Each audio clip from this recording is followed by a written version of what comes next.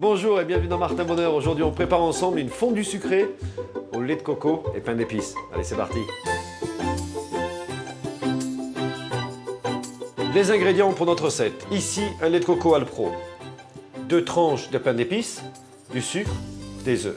Alors l'idée générale de la recette, c'est d'abord de réaliser une crème anglaise avec une alternative aux produits laitiers. Donc ici, moi j'ai choisi du lait de coco. Ça aurait pu être du lait de soja mild, ça aurait pu être aussi du lait d'amande. Donc ça, c'est vous un petit peu qui décidez. Mais les trois fonctionnent parce que la texture et la consistance est similaire à celle du lait. Donc pour réaliser une crème anglaise, vous ne verrez pas la différence, simplement à la dégustation, vous serez surpris. Alors pour commencer, j'ai besoin d'un demi-litre de lait de coco.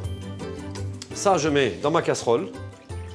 Pour l'instant, on ne met pas encore à chauffer parce que je dois d'abord séparer tous mes œufs jaunes et blancs.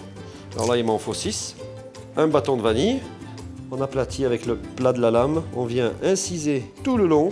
Et puis là, avec le dos du couteau, pour ne pas abîmer la lame, on vient enlever tout ce qui se trouve à l'intérieur. Voilà. Et la gousse, elle, on va la mettre dans le lait, qu'on peut commencer à mettre à chauffer. Donc je rajoute mes 320 g de sucre. Et je vais avec mon petit fouet électrique, tout doucement, mélanger. Vous voyez, la couleur a changé, la consistance marque.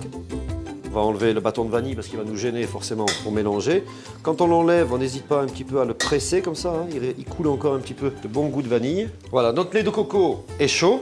On va le verser dans nos œufs et notre sucre blanchi. On mélange bien et tout de suite, on revient sur le feu. On fait attention de ne pas trop faire mousser, hein.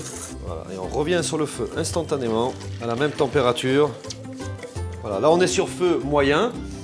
Ce qu'on va faire maintenant, c'est qu'on va cuire ce qu'on appelle à la nappe. Donc on va mélanger avec un lèche-plat comme ceci, en passant et en tournant de temps en temps la casserole. Donc c'est une crème anglaise, hein.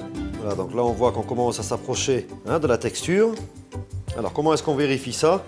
On vérifie quand on a sa spatule et qu'on tire un trait. Vous voyez, ça tient, hein. Vous voyez, on voit déjà une belle consistance, hein. Là, vous venez mettre vos petites tranches de pain d'épices à tremper. Alors, je dois dire, moi qui suis fan du goût coco, et avoir la consistance, non pas d'une crème anglaise parfumée au coco, mais d'une crème anglaise faite avec du lait de coco.